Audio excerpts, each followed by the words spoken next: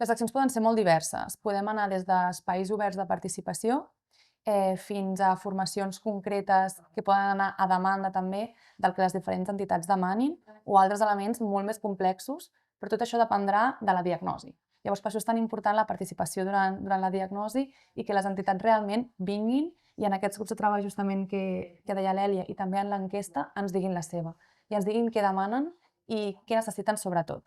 Perquè al final, sobretot també el PTG és una eina que la fem a mida del que el basteri necessita. Sabem que realment el pla, no, genera certes inquietuds, sobretot també si posarà més feina, sobre quins canvis en generarà.